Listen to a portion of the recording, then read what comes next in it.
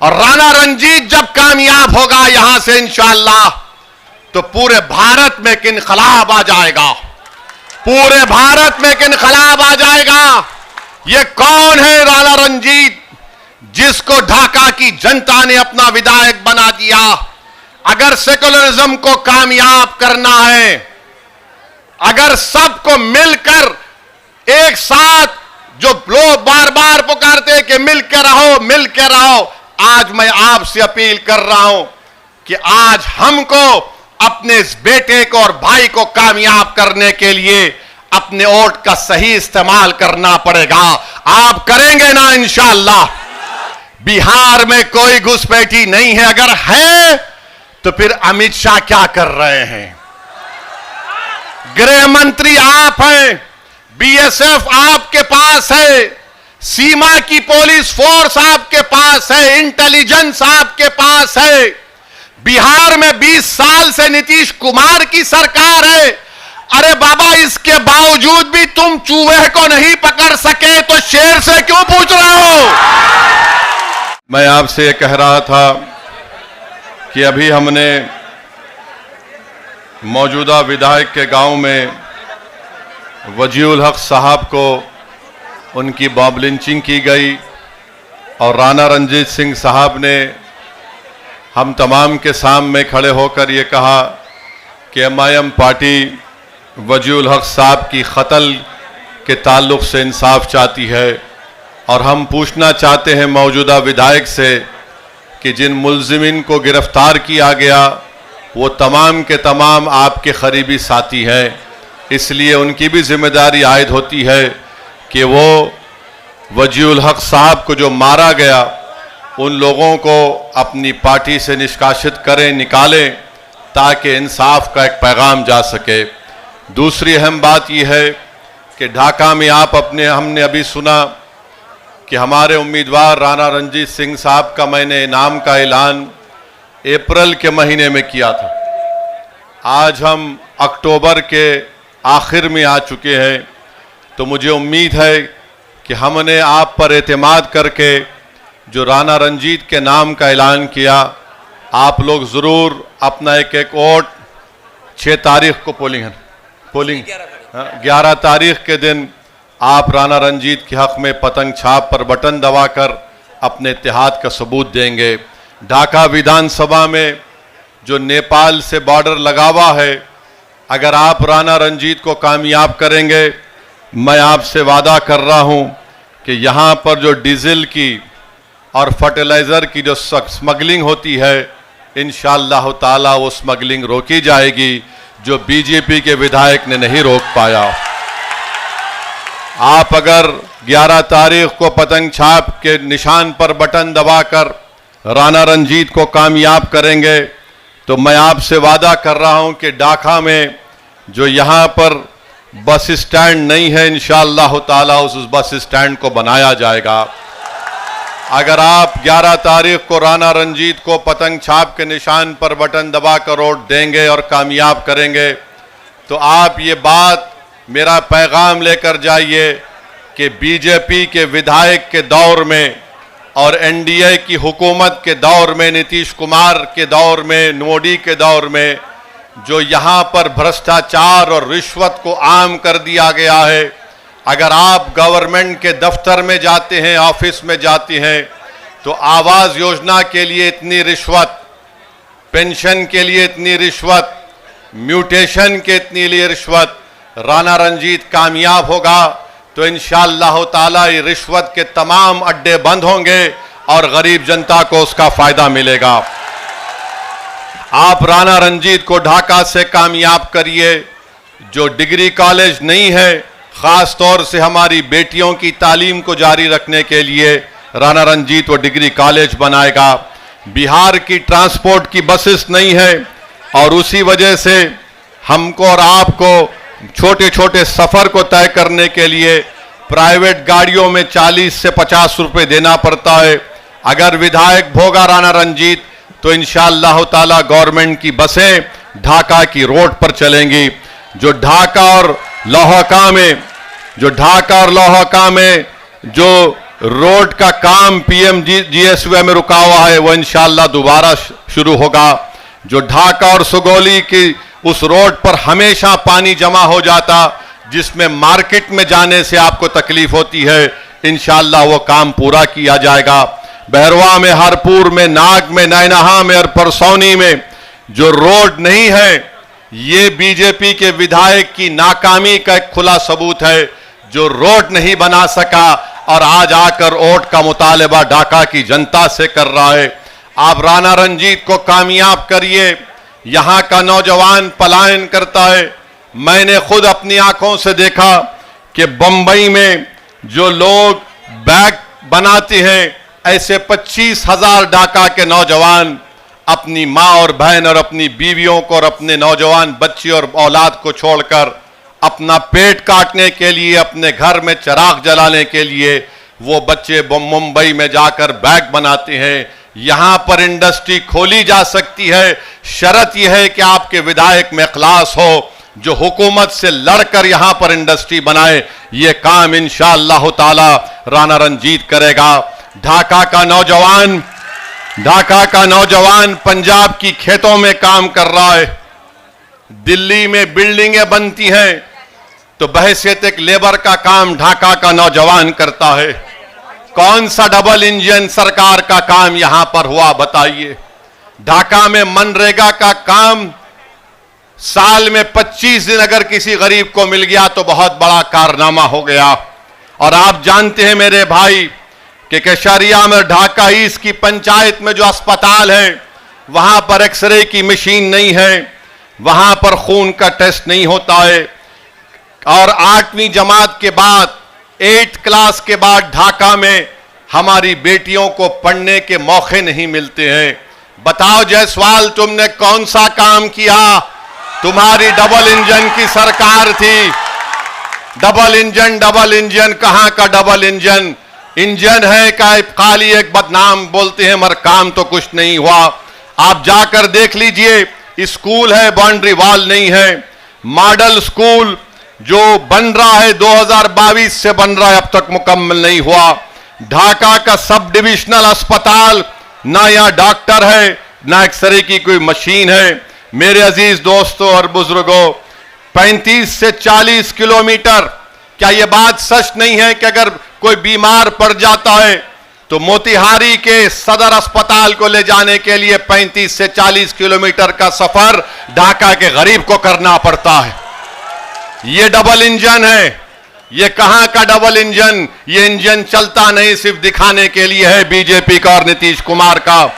और आप जानते हैं कि सैलाब आता है, जो नदी है बागमती और लाल बकिया, इसका खास असर नैनहा में और बसगढ़ी में पड़ता है। इस नौजवान को कामयाब करो। मैं इन गांव के रहने वालों से अपील कर रहा हूं कि आप अगर राना रंजीत को कामयाब करेंगे तो इंशाअल्लाह ताला ये मसाइल हल होंगे।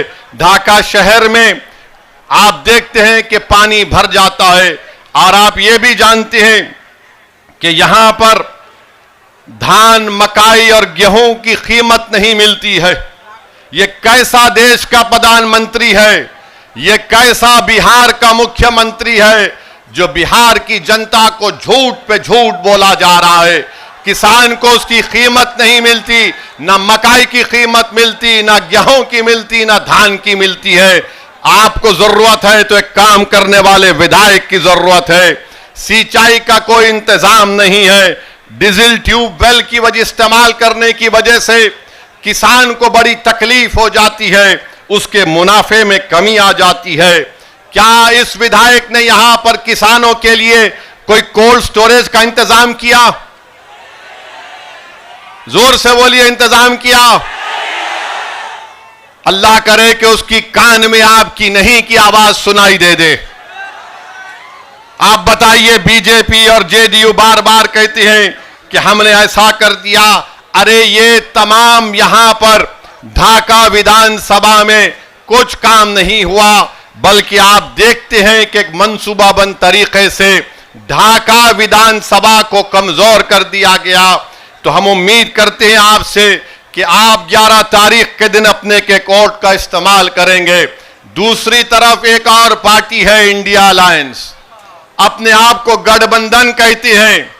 अब गठबंधन की हकीकत यह है कि जो हमारे वीआईपी पार्टी के लोग हैं, अभी इलेक्शन शुरू नहीं हुआ तो उनके जिम्मेदार ने कह दिया कि बिहार में हमारा मल्ला समाज की आबादी 3% है और हमारा उप मुख्यमंत्री होगा। मैं आपसे पूछना चाहता हूं, अगर मल्ला समाज जो 3% की आबादी है और वो तेजस्वी के बाजू बैठकर कहता है कि हम उप मुख्यमंत्री होंगे, मैं ढाका की आवाम को और बिहार की जनता को और खास तौर से वो 17% अल्पसंख्यक समाज को एक पैगाम दे रहा हूं।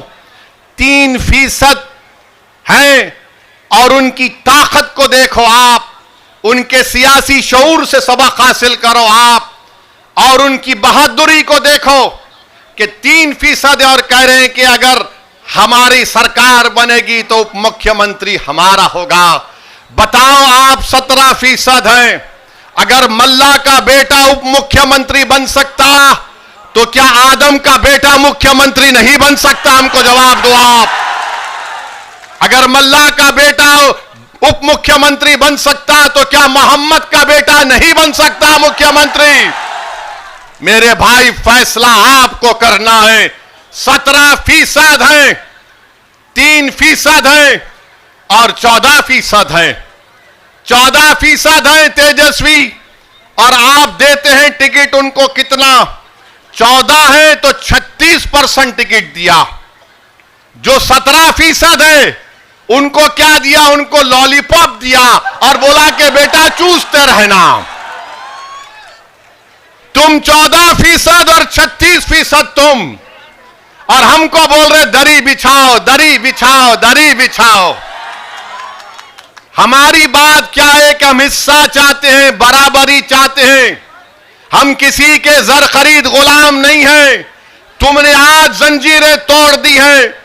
अगर यह हकीकी तौर पर आपको जंजीरें तोड़ना है तो अपने दिमाग से इस बात को हमेशा के लिए निकाल दो कि हम किसी के गुलाम नहीं, हम बराबरी चाहते हैं। अगर आप अपने दिमाग से इस बात को निकाल देंगे हमेशा के लिए तो याद रखिए आप और हमसे इंसाफ होगा।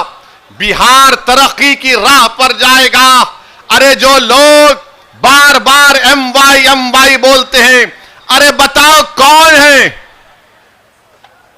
15 साल लालू परिवार के लोग मुख्यमंत्री रहे, 20 साल से नीतीश कुमार मुख्यमंत्री हैं, 2 मर्तबा तेजस्वी उप मुख्यमंत्री बन गए। अरे हम पूछना चाहते हैं कि आखिर हमारा रोल क्या है? मजलिस आपको कह रही है कि राणा रंजीत हमारा बेटा, हमारा भाई है। आप राणा रंजीत को वोट भी डालेंगे और वोट भी हासिल करेंगे। याद रखिए, डरना नहीं है बीजेपी से। जमहूरियत है, ये चंपारण की सरजमीन है। जुल्म करने वाले अंग्रेजों को हमारे बुजुर्गों ने मार मार कर भगा दिया था अंग्रेजों को।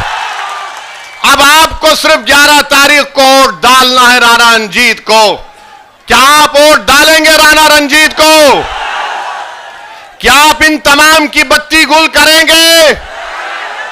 तो बत्ती गुल करने का तरीका यह है कि पतंग छाप पर बटन दबाइए, बटन दबाइए। और ये लोग जो हम पर उंगलियां उठाते हैं, हमको गाली देते हैं और बोलते हैं ओवैसी भड़काऊ भाषण देता है, ओवैसी वोट काटने के लिए आया। तो सुनो, 17% अल्पसंख्यक समाज बिहार के तुम्हारी तबाही और बर्बादी की दास्तान को तुम्हारे सामने बयान कर रहा हूं।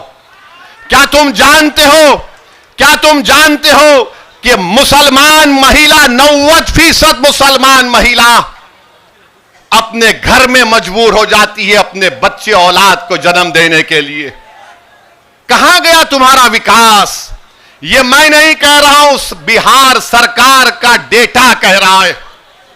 बिहार सरकार का डेटा कह रहा है 28% लोग बिहार के पलायन करके चले जाते हैं, जिसकी वजह से बिहार के 30 से 50% घर अपने बेटे से, अपने बाप से, अपनी औलाद से, शौहर से महरूम हो जाते हैं। यह विकास है?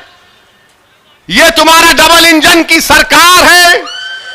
क्या 28% लोग बिहार के अपना पेट पालने के लिए, अपनी औलाद को पढ़ाने के लिए, अपनी बहनों की शादी कराने के लिए घर बार छोड़ के चले जाते, और देश के प्रधानमंत्री आकर कितना बकते हैं, कितना बोले जाते हैं। मेरे अजीज दोस्तों और बुजुर्गों, मैं आपको बताना चाह रहा हूं कि बिहार में नीतीश कुमार की 20 साल की सरकार और 15 साल की राजद की लालू परिवार की सरकार, वो पहला जंगल राज था, ये दूसरा जंगल राज चल रहा है। इन दोनों जंगल राज से बिहार को छुटकारा दिलाना है। क्या आप इस जंगल राज को खत्म करेंगे? अगर आप जंगल राज को खत्म करने का इरादा कर लिए तो यकीन जानिए बिहार अपनी तरक्की की ऊंचाइयों तक पहुंच जाएगा। और ये जो हमारे तेजस्वी के साथ जो लोग हैं, बार बार हमको निशाना बनाते हैं, अरे मेरे भाई, जब 3% उप मुख्यमंत्री बन रहा है तो तुम क्या कर रहे हो वहां पर बैठकर? तुम सिवाय खव्वाली के कुछ नहीं कर सकते वहां पर तेजस्वी के दरबार में। बताओ क्या हासिल करोगे तुम? क्या हासिल करोगे? कितनों को टिकट मिलता है? 17% है। कितनों को टिकट दिए बोलो राजद वालों? और जो 14% है उनको 36% टिकट दिया जाता है। यह सामाजिक न्याय है? यह MY का कॉम्बिनेशन है? यह सबको साथ लेकर चलने की बात होती है? याद रखो मेरे अजीज दोस्तों और बुजुर्गों, मेरी इज्जतदार मां और बहनों, नौजवानों, यह लड़ाई तुम्हारी है। कल का मुस्तकबिल तुम्हारा होगा। अगर आज आप अच्छा फैसला करेंगे तो इंशाअल्लाह ताला मुझे उम्मीद है कि आपकी एक लीडरशिप पैदा होगी, और राणा रंजीत जब कामयाब होगा यहां से इंशाअल्लाह, तो पूरे भारत में एक इनकलाब आ जाएगा। पूरे भारत में एक इनकलाब आ जाएगा। ये कौन है राणा रंजीत, जिसको ढाका की जनता ने अपना विधायक बना दिया? अगर सेकुलरिज्म को कामयाब करना है, अगर सबको मिलकर एक साथ, जो लोग बार बार पुकारते कि मिल के रहो, मिल के रहो, आज मैं आपसे अपील कर रहा हूं कि आज हमको अपने इस बेटे को और भाई को कामयाब करने के लिए अपने वोट का सही इस्तेमाल करना पड़ेगा। आप करेंगे ना इंशाअल्लाह? हां, एक बात याद रखिए, जब महात्मा गांधी यहां पर आए थे और नमक का एहतजाज शुरू हुआ था, उस नमक के साल्ट एजिटेशन में हमारे बुजुर्गों ने हिस्सा लिया था। सब ने कहा कि हम नमक नहीं बनाएंगे, गांधी ने पैगाम दिया था। मगर आज जो गांधी के साथ नहीं थे, आज बिहार में खड़े होकर कह रहे हैं कि नमक हराम है। हम, अरे तुम तो गांधी के साथ नहीं थे, तुम अंग्रेजों की नमक हलाली कर रहे थे और हम वतन से मोहब्बत के मजारे कर रहे थे। आप ये बोलते हैं। और दूसरा ये है कि अमित शाह बार बार बोलते हैं नहीं नहीं घुसपैठी को निकालेंगे। अरे घुसपैठी कहां है? 65 लाख नाम तो इलेक्शन कमीशन ने निकलवा दिए, फिर और 3.5 लाख नाम निकाल दिए। कितने घुसपैठी निकले? 2। अमित शाह, मोदी, हम आपको कह रहे हैं घुसपैठी दिल्ली में बैठी है। घुसपैठी दिल्ली में बैठी है, जिसको बांग्लादेश की जनता ने उखाड़ कर फेंक दिया। मोदी ने कहा आ मेरी बहन, उस घुसपैठी को निकालो मोदी जी। बिहार में कोई घुसपैठी नहीं है। अगर है तो फिर अमित शाह क्या कर रहे हैं? गृह मंत्री आप हैं, BSF आपके पास है, सीमा की पुलिस फोर्स आपके पास है, इंटेलिजेंस आपके पास है। बिहार में 20 साल से नीतीश कुमार की सरकार है। अरे बाबा, इसके बावजूद भी तुम चूहे को नहीं पकड़ सके तो शेर से क्यों पूछ रहे हो? हमको पूछ रहे हैं। हम चूहों का शिकार नहीं करते। सुन लो अमित शाह, घुसपैठी आ गया, घुसपैठी आ गया। अरे तुम गृह मंत्री हो, मैं थोड़ी हूं, राणा रंजीत थोड़ी है। नीतीश बाबू आपके मुख्यमंत्री हैं 20 साल से, उनको पूछ लेते, मगर नहीं। दिख गया ढाका से राणा रंजीत बढ़ रहा है तो घुसपैठी, घुसपैठी। बहरहाल मेरे अजीज दोस्तों और बुजुर्गों, हम आपसे अपील कर रहे हैं कि अपने इत्तेहाद को मजबूत रखिए। ढाका को विकास कराना है, ढाका के किसानों से इंसाफ कराना है। तबाह और बर्बाद हुई फसल लाकर किसानों ने हमको दिया। अल्लाह ही जानता है उनके दिल पर क्या गुजर रही होगी कि आज उन्होंने अपनी फसल जो बर्बाद हो गई उसको ला कर दिया।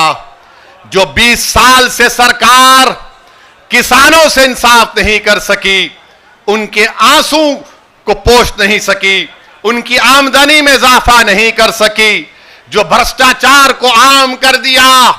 मोदी कहते हैं ना खाऊंगा ना खाने दूंगा, मगर बिहार में जितना लूटना है लूट लो। आप बताइए, इन तमाम चीजों को खत्म करने के लिए आपको जरूरत है, ढाका की जनता को एक जरूरत है कि एक फाल नौजवान को कामयाब करिए।